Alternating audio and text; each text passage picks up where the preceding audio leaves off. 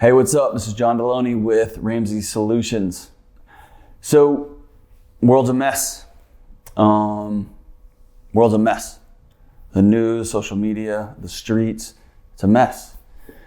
And here's the deal. I got a lot of degrees. I've been around a lot of smart people. I got a lot of information.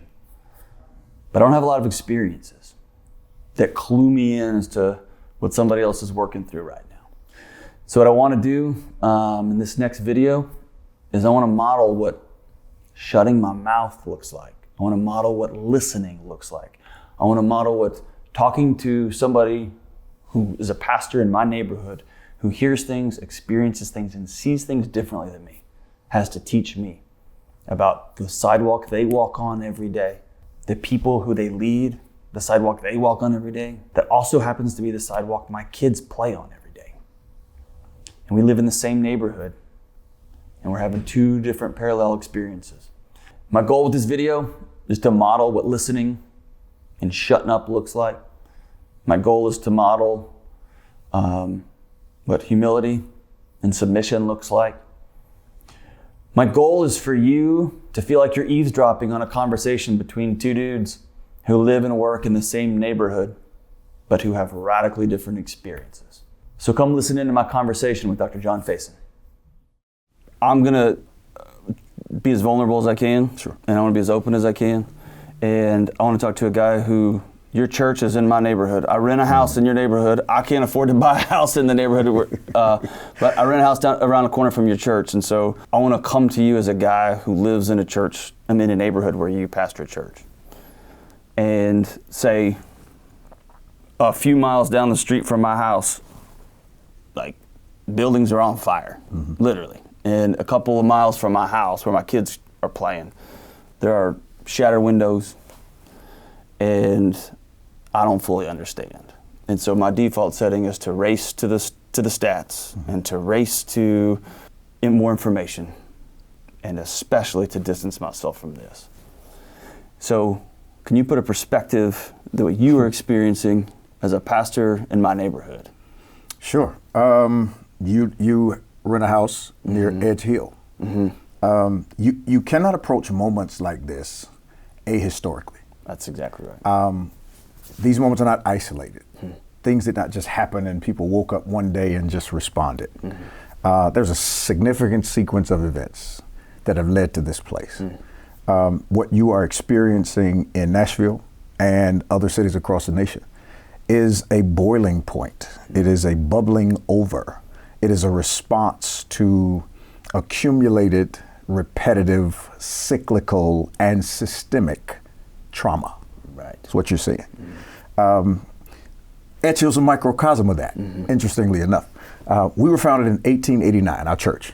Our church is about 131 years old. 1889? 1889. For you millennials, that was before 1994. We were founded in 1889 in a place called Una, Tennessee. Okay. Now, Una sits between Antioch and the airport. Okay. It's you drive, I think, Murfreesboro Road. You drive down.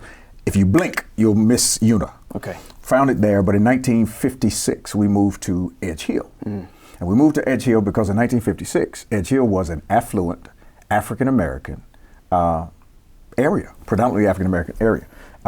Black doctors, black dentists, black attorneys, engineers, funeral home owners, entrepreneurs, you name it, really kind of settled in Edgehill. Now, Edgehill was built by the descendants of the slaves who built Fort Negley. Okay? Yep. So Edgehill is the area where their descendants settled. 30s, 40s, and 50s becomes an affluent African-American area. Enter You see me moving around. I drive through Edgehill now. Doesn't look like that. Doesn't look like that. Well, again, series of events. Okay. 50s, affluent African-American neighborhood, kind of a hub of African-American life during that time. Enter urban renewal, where they take Highway 65 and cut through, right through black neighborhoods. Enter gentrification. Enter Hope 6, the federal approach to public housing, where they would take concentrated pockets of poverty and cordon them in one particular area, cutting them off from resources, access, and everything else. Over time, the spot flips. White flight, suburbanization, and what was an affluent African-American neighborhood becomes the hood very quickly. 60s, 70s. This is where it happened. I mean, you're talking about 10 years that flipped. Yeah, doesn't take long. Doesn't take long at all. Crime goes up. Education levels drop. Access, unemployment increases. And there was a time, 70s, 80s, and 90s, when you went to Belmont or you went to Vanderbilt, and as a freshman there, in freshman orientation, they told you don't go to Edgehill. Stay out of Edgehill. They told me the neighborhood that I'm on now, which is a couple of streets off of 12 South, 10 years ago, you did not ride your bike there, you didn't take your kids to play at the park there. 60s, 70s, all the way to about 2005 is what it was. Nashville is one of the cities in America that responded quickly from the housing bubble that burst in 2008. Okay. All across the nation, 2008 occurred, depression, recession, whatever you want to call it. Right. Nashville was one of the cities that quickly responded and recovered. Well, there's no wonder why it happened. In these areas, you had a lot of black renters during that time, long-term renters, so they didn't own their land. Well, Nashville recovered in the housing market by taking a lot of the properties that housed black folks in Edgehill, tearing them down, took these rental houses gentrifying. and just So, fast forward, 2020. Our church sits on the fault line of gentrification in Edgehill. If you stand in front of our entrance, this side you see public housing.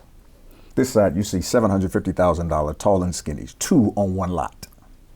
This lot isn't even a 0.3 of an acre, and you got $1.5 million of property on it.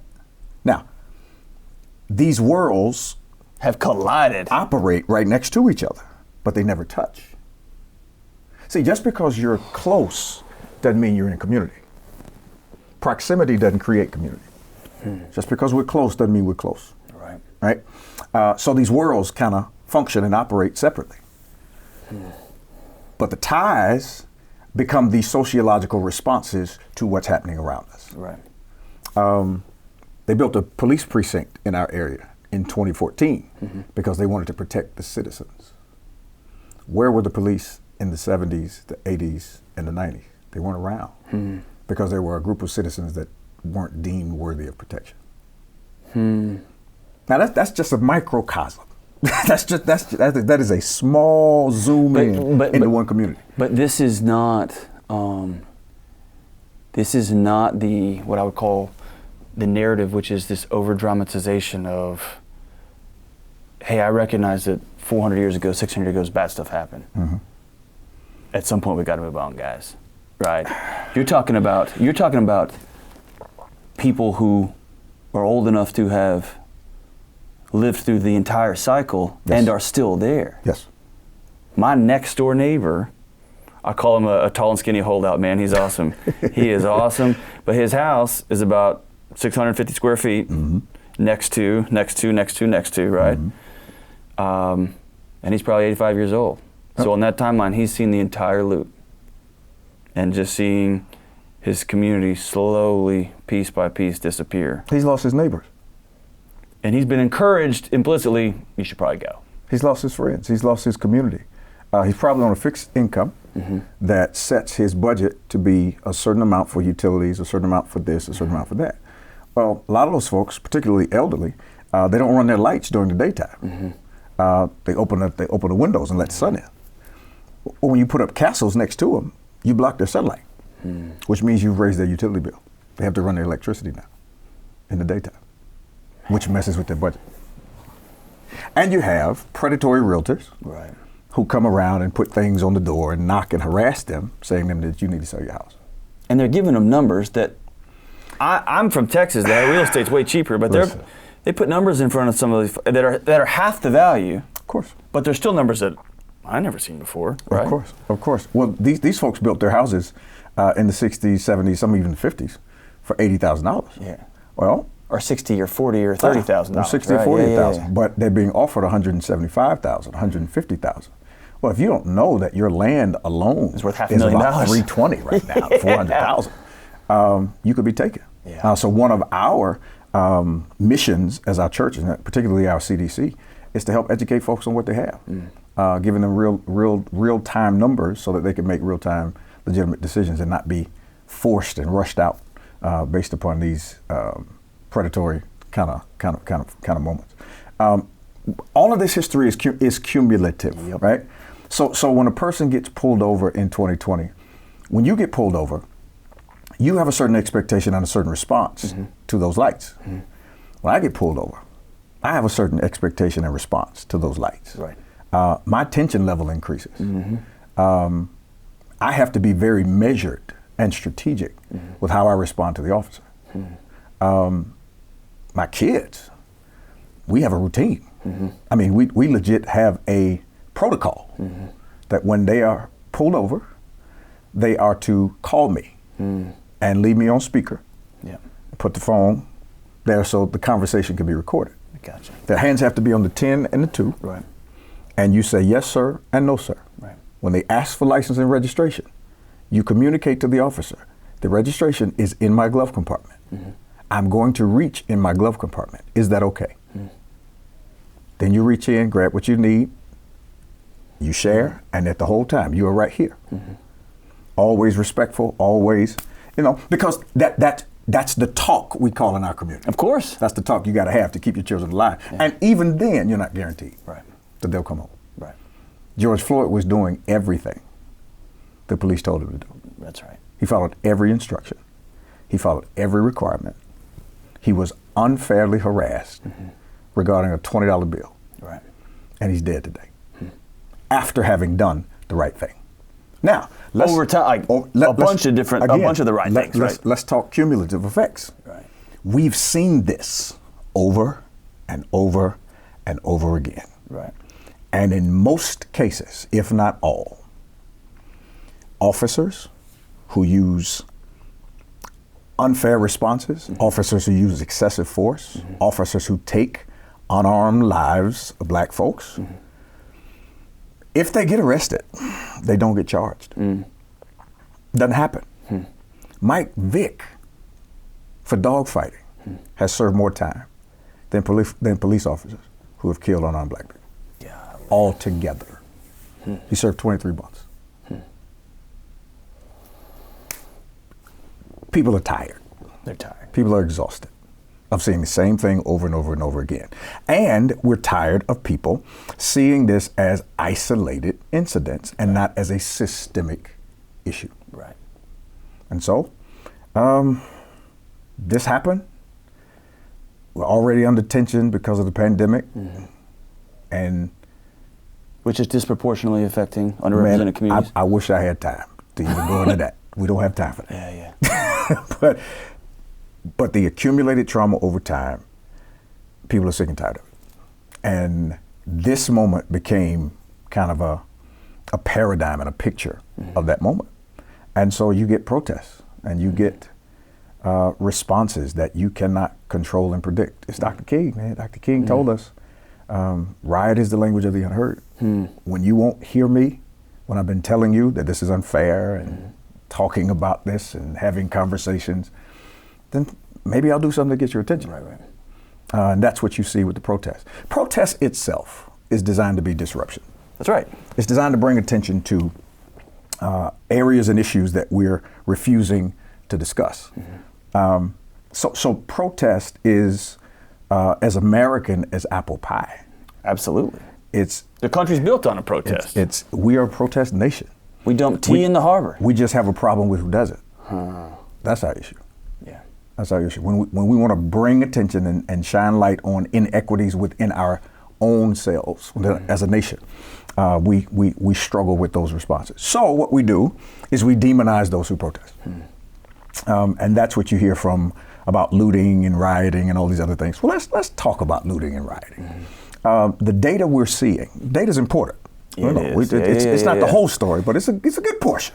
Right? It's all of the data is important, not the data that makes me feel better about my position. Absolutely. Right. The data shows us that a lot of the looting and the rioting are coming from outside actors. Oh, yeah. Not the people who organized the protests, not the folks who were present in the middle of this. So you have those who are pimping the protests for their own self-aggrandizement, for their own outlandish agendas. Mm-hmm. But protesters are being blamed for it. Right. Here's my issue if you have a problem with protests. Miss me with your critique of protest violence if you have been silent on police violence. If you had nothing to say about a man having his life squares out of his body for 8+ minutes, nobody budged, nobody moved, it's recorded. Mm-hmm. If you had no issue with that, then you don't get to critique how protesters respond. As we say here often, like, you don't get a vote. You don't get to violate me and then call foul when I respond. Okay. You don't get to do that. Yes.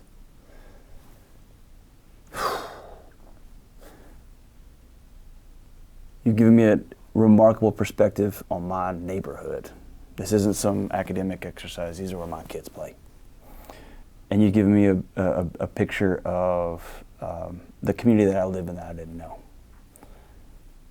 And you also said we a lot. So in this next video, we're going to talk about I, because I want to hear about the guy who's being asked to carry stuff for his kids and for his wife and for his community. Man, I'm glad you're here. This is Dr. John Delony with Ramsey Network. Check out the next video, and we'll see you soon.